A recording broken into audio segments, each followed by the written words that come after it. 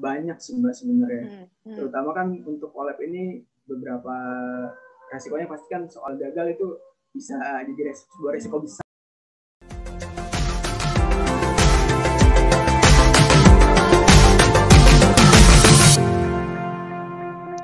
Halo semuanya, My Entrepreneur, kembali lagi di Cermat Talks. Nah, hari ini teman-teman apakah pernah mencoba healthy snack? Healthy snack bisa macam-macam tuh ya, bisa yang dari buah-buahan, sayur-sayuran, dan sebagainya. Nah, hari ini nih teman-teman, kita kedatangan seorang co-founder dari Fruitifast ya. Jadi ini adalah sebuah snack sehat yang bisa teman-teman nikmati, apalagi kalau lagi sibuk, lagi ngurusin bisnis dan nggak banyak sempat waktu untuk bisa ngupasin buah dan sebagainya. Nah, hari ini kita mau dengar ceritanya nih dari co-founder Fruitifast, Mas Hiban Farhan. Halo Mas, selamat pagi. Halo, selamat pagi Mbak Laura. Ya, gimana Mas, kabarnya sehat? Kabar baik, alhamdulillah. Lagi bulan puasa gini juga harus semangat. Mbak Laura bagaimana kabarnya? Sehat-sehat juga Mas. Memang kita puasa tetap semangat ya, luar biasa. Nah, Mas Hiban, boleh diceritain Mas, di Fruitifast, Mas Hiban sendiri sebagai co-founder biasanya ngapain aja sih? Dan sebenarnya Fruitifast ini produknya seperti apa Mas? Silakan. Oke, jadi dari produknya dulu aja kali ya. Mungkin banyak yang masih belum familiar soal Fruitifast dan juga varian dari si tipenya dari health snack ini sih. Kan kita tahu biasanya health snack itu lebih kayak ke energy bar gitu atau salad-saladan, tapi ternyata ada juga yang sebutnya fruit strips gitu. Jadi Fruitifast ini kurang lebih kayak olahan dari buah yang kita proses dengan sedemikian rupa sampai akhirnya bentuknya setipis kaca, dan itu tuh dari 100% buah asli gitu, nggak pakai bahan tambahan apa-apa lagi gitu tuh. Jadi dengan proses-proses yang kita memang awalnya ini dengan pengolahan dari dulu sampai hilir si buah, kita olah jadi yang memang biasanya buah tuh cuma kuat kurang lebih beberapa hari doang. Nah, dengan Fruitifast ini kita bisa buat buah lebih tahan selama setahun gitu, sampai 1 tahun gitu. Jadi saya sendiri pun sebagai co-founder di sini masih banyak berkutat untuk kembangin Fruitifast, terutama kita juga tergolong brand baru sebelumnya. Jadi ya lagi memang di tahapan untuk kembangin si segmen market dan juga ekspansi produk dari Fruitifast ini sendiri sih. Gitu. I see. Fruitifast sendiri dari tahun berapa Mas dimulainya bisnisnya? Jadi kalau misalkan ditarik secara sejarah Fruitifast ini, jadi kita tuh baru running Fruitifast ini, brand Fruitifast baru setahun sih Mbak. Baru setahun. Jadi kita memang rebranding, jadi brand baru Fruitifast ini. Sebelumnya ini kan aslinya tuh Mango Day sebelumnya tuh. Nah, saat Mango Day ini kan kita memang fokusnya di pengolahan buah gedong gincu, mangga gedong gincu. Nah, saat kita mau ngembangin ke variasi buah lain, jadiin fruit strips dan dry fruit juga dengan nama Mango Day ini, kayaknya kita pikir ini nggak relevan lagi gitu. Jadi makanya tahun kemarin sebelum corona banget nih, hari branding gitu. Jadi secara brandnya Fruitifast ya kurang lebih baru 1 tahun lebih beberapa bulan lah. Oke. Luar biasa Mas. Jadi sebelum corona pas banget udah sempat melakukan rebranding dengan nama Fruitifast ini ya. Iya, betul.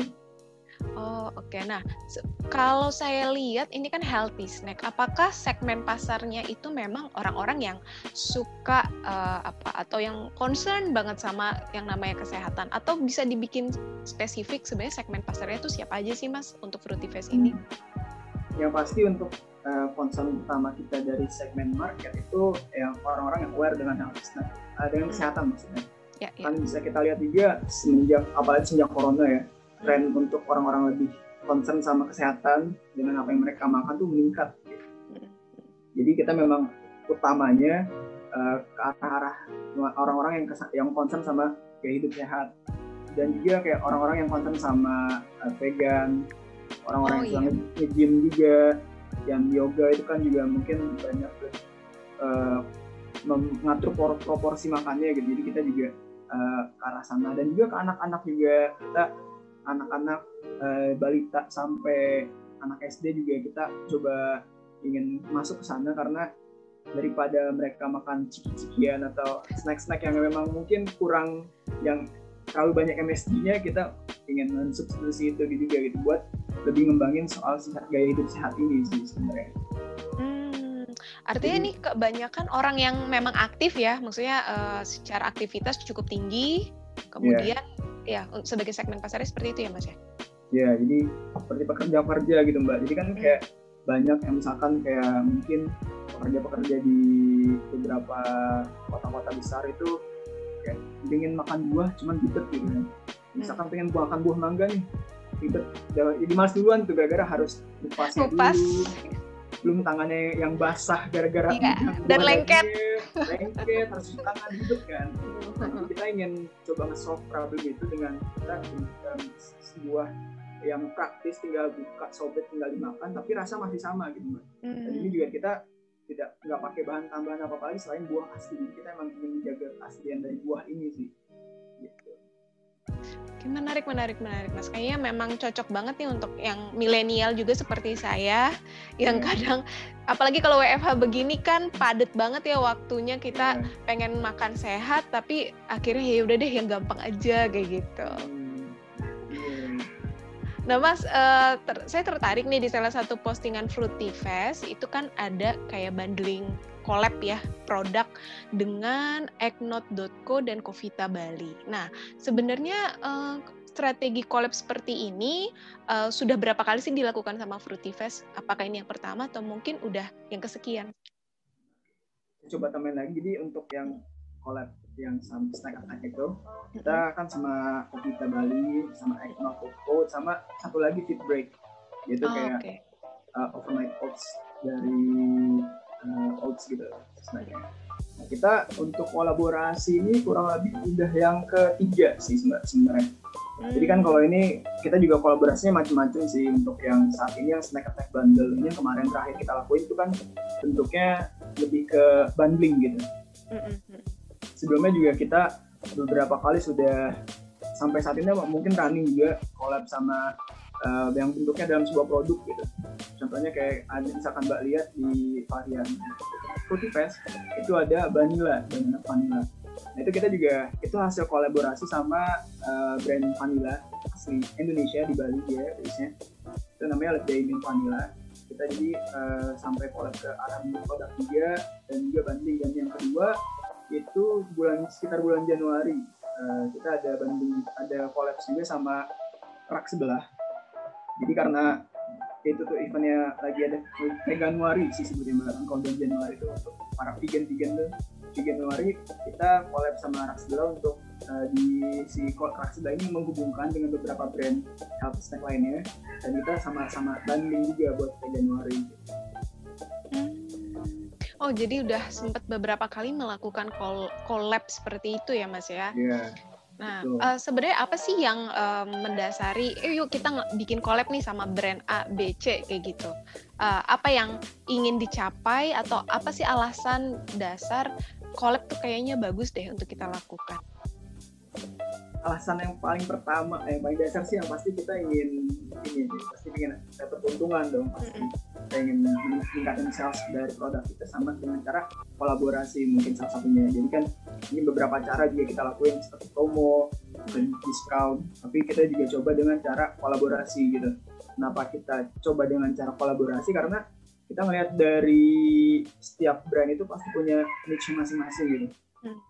Mereka punya royal customer sendiri, dan kita anggap dengan kita sama-sama bersama-sama untuk jadiin sebuah produk atau bundling itu bisa ningkatin secara langsung ke engagement kita sendiri gitu melalui audiensnya masing-masing tiap brand. Pada akhirnya kita memang ingin melihatnya ke sana sih, dari setiap brand punya audiensnya sendiri-sendiri gitu, dan pasti setiap audiens dari setiap brand ini ada irisannya lah, ada kesamaannya. Jadi untuk meningkatin awareness juga di situ. Jadi kita memang yang pertama itu juga.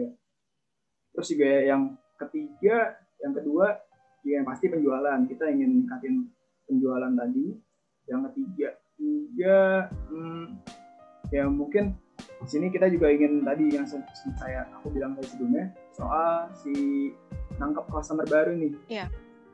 Gitu. Jadi dari situ yang keempat juga mungkin secara nggak langsung kita bisa berinovasi sebuah produk baru gitu Mbak. Kan kayak makanya kemarin kita nge-launching banana vanilla yang sebelumnya mungkin kita nggak kepikiran nih. Ternyata buah sama vanilla bisa dibentuk jadi sebuah strip yang baru gitu. Jadi ada varian produk baru lah dari situ. Dan aku lihat kayaknya ini sangat-sangat bisa kayak gini ya gitu. Jadi makin kebuka lah insight-insight baru soal produk-produk dari masing-masing brand itu.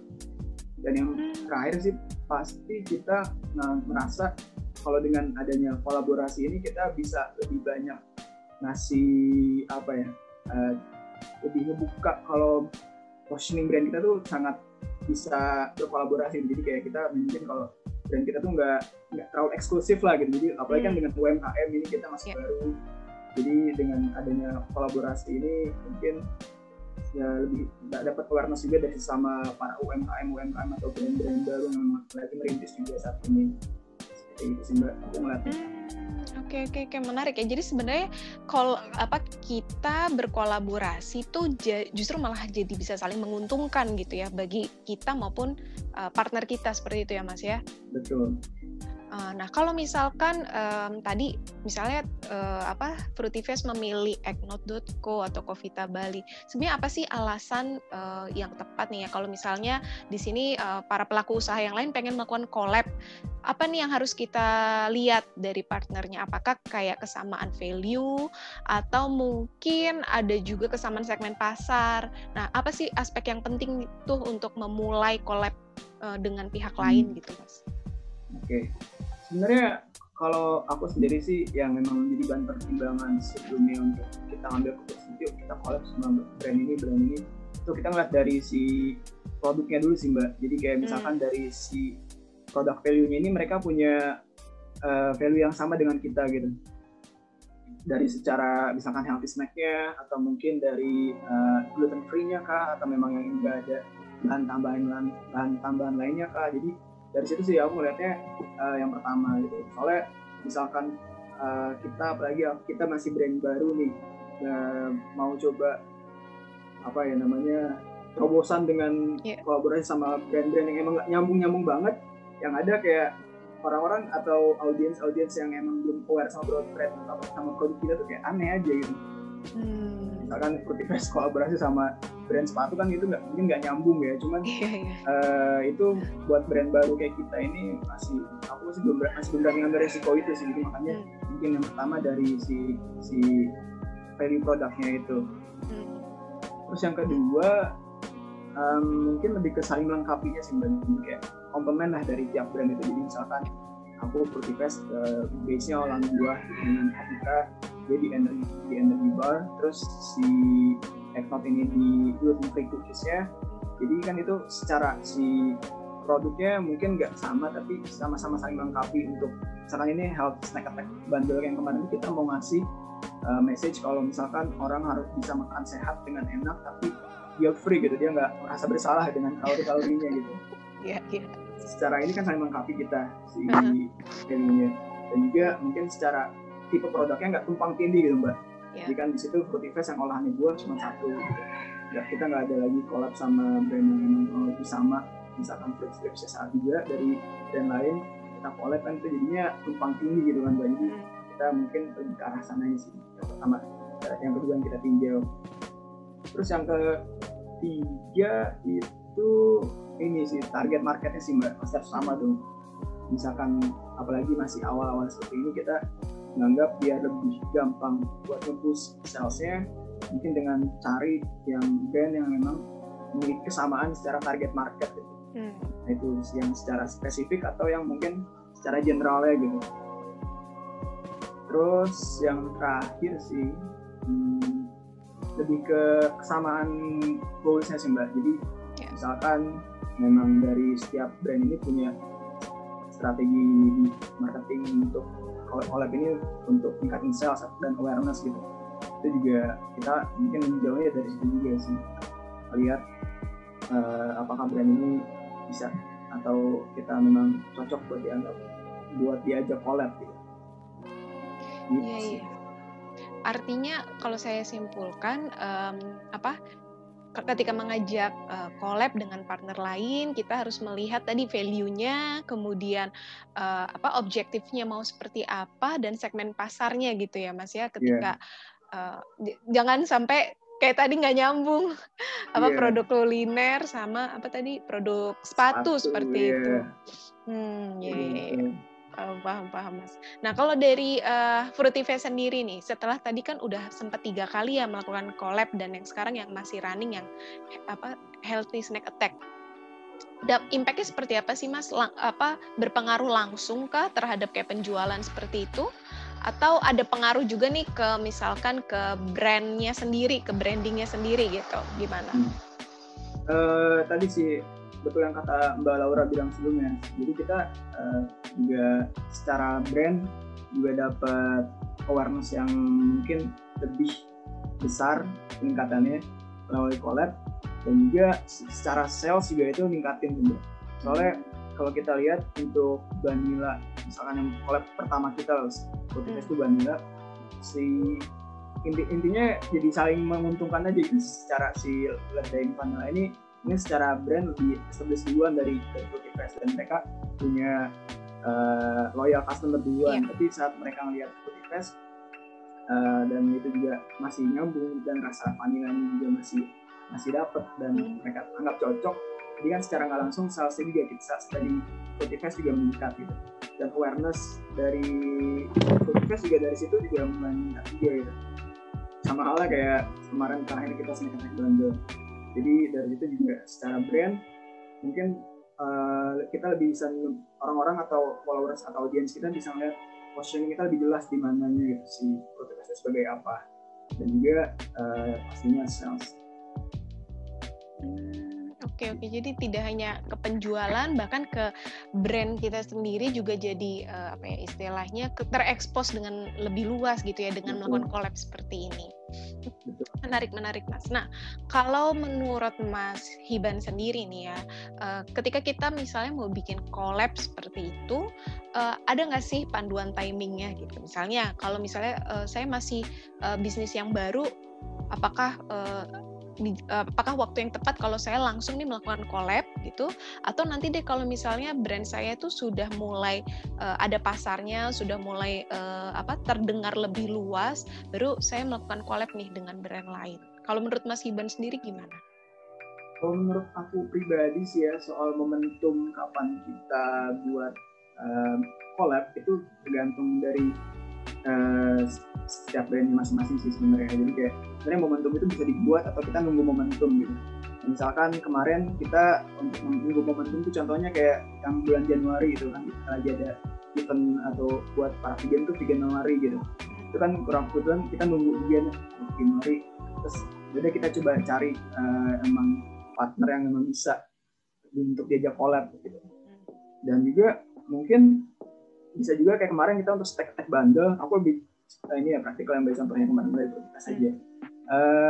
Kayak kemarin kita snack attack bundle, kita ngebentuk momentum aja nih kan, lagi nggak ada waktu itu, lagi nggak ada hal-hal atau event-event yang berkaitan sama pola hidup sehat atau gaya makan yang sekarang saat ini lagi ngetren, nggak ada. Cuman kita ingin coba masuk buat orang-orang lebih aware sama gaya hidup sehat dengan cara itu. Jadi ya ini gimana waktu aja, dari gimana niat aja, momentum aja sih. Kalau misalkan emang mau bentuk momentum, berarti PR-nya memang kita harus benar-benar putar otak tuh buat bikin campaign si collab-nya ini bisa lebih dapat atensi dari orang-orang gitu. Tapi misalkan emang kita nunggu momentum, contohnya kayak bulan-bulan tertentu memang lagi ada eventnya yang emang berkaitan sama bisa penjualan produk kita, itu juga bisa banget gitu. Oke. Saya dapatnya ini. Jadi kita juga ngeliat dari timingnya juga ya. Kayak tadi mungkin ada momen khusus yang sesuai dengan produk kita. Nah itu bisa kita manfaatkan untuk melakukan collab seperti itu ya Mas ya. Ya, betul. Berapa lama sih Mas biasanya persiapan untuk melakukan collab seperti itu? Mungkin mulai dari mencari partner, kemudian membicarakan bentuknya mau seperti apa nih collabnya, hingga nanti kita melakukan promosinya gitu lewat marketingnya. Gimana kalau dari pengalaman Fruitify sendiri? Kalau dari beberapa kolaborasi kita sebelumnya sih macam-macam ya Mbak ya. Tapi balik lagi ke sebelumnya, kalau misalkan kita memang nunggu momentum nih kayak kemarin Januari, persiapannya cuma beberapa hari doang, kurang lebih 2 hari doang sih Mbak itu persiapannya. Karena memang karena itu memang udah bulan Januari dan emang orang-orang udah yang paham atau memang lagi punya gaya hidup vegan tuh udah aware sendiri gitu. Oh sekarang udah Januari, sekarang Januari pasti banyak beberapa brand yang emang ngasih promo atau bundle khusus buat bulan ini. Jadi kita 2 hari juga menurut kita cukup sih, 2-3 hari kemarin.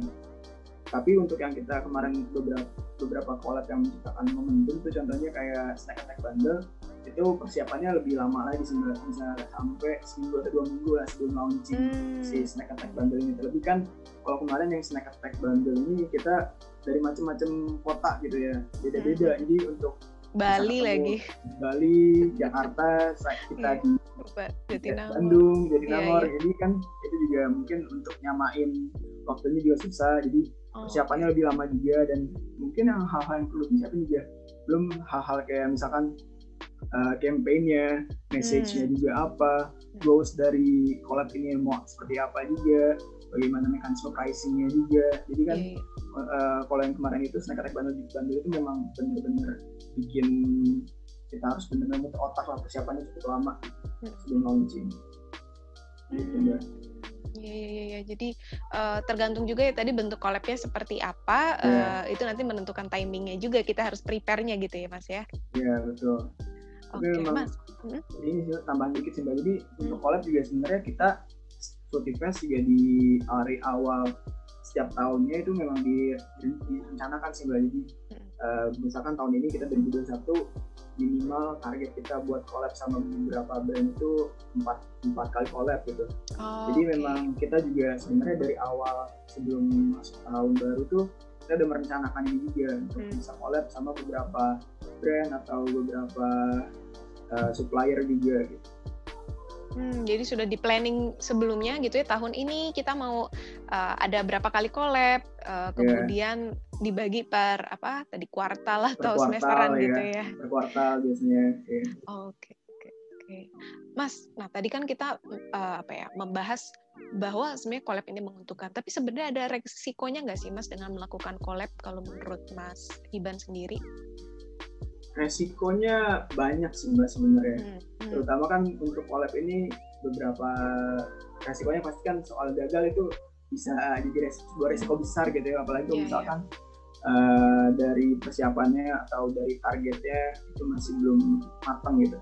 Justru memang pasti ada resikonya gitu Mbak. Cuman ya untuk kita terus berkembang sih itu nggak jadi halangan buat kita buat takut sama resiko-resiko yang ada sih Mbak.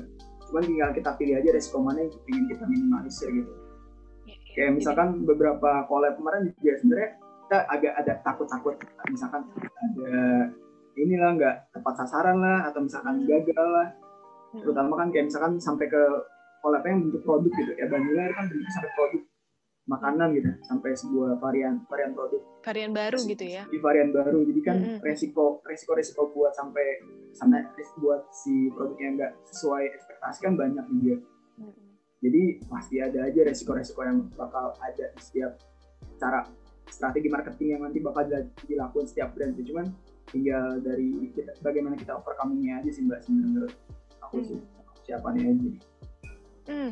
Oke, menarik. Jadi pasti resiko tetap ada, tapi gimana caranya kita overcome, dan sebenarnya resiko itu bisa kita ukur juga ya dari awal kemungkinannya seperti apa gitu ya. Betul. Oke, nah terus Mas, mungkin bisa di-share nih, kalau misalnya kita mau melakukan collab, apa aja sih yang harus disiapin sama teman-teman pelaku usaha gitu sebelum memulai collab? Oke, yang pasti message yang ingin disampaikan terlebih dahulu sih Mbak ke followers atau audience dari sebuah brand ini sih.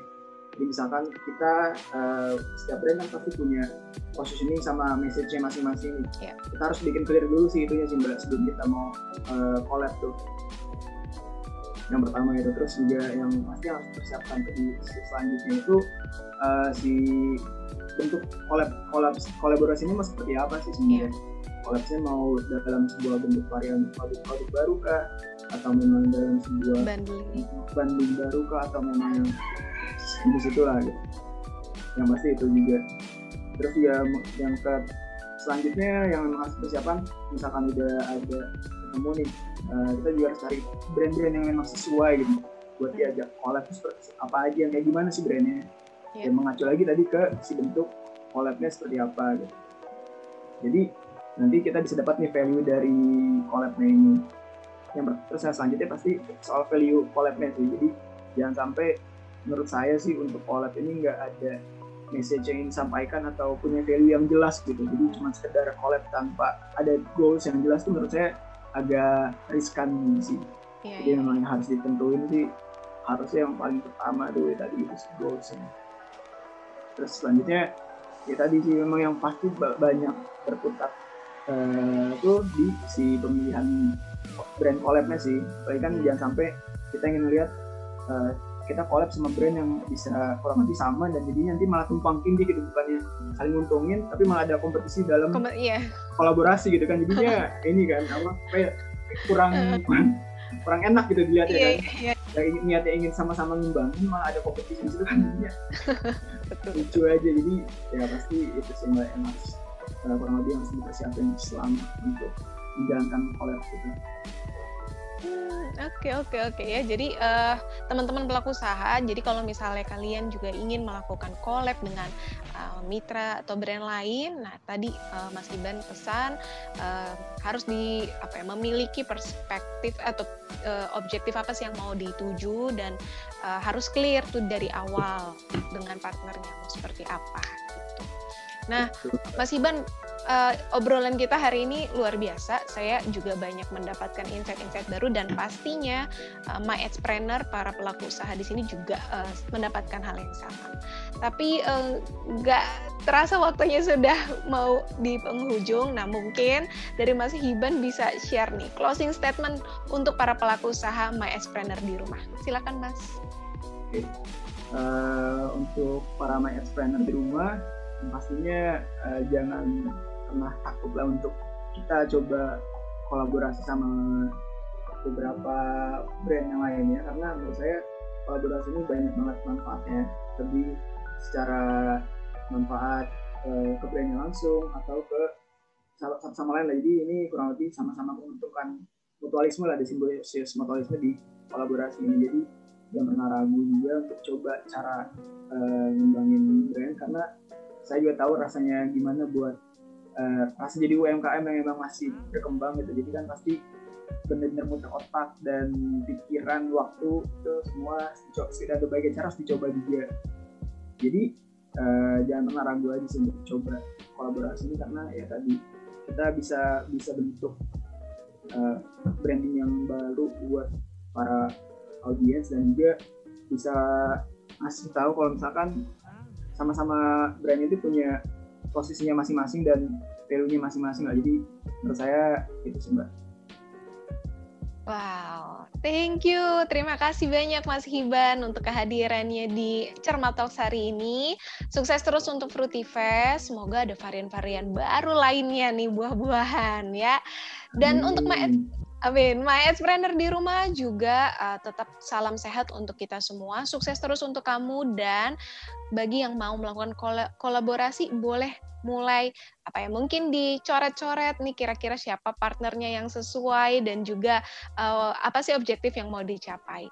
Sukses terus untuk kita semua. Sampai ketemu lagi di Cermat Talks berikutnya. Bye-bye. Bye.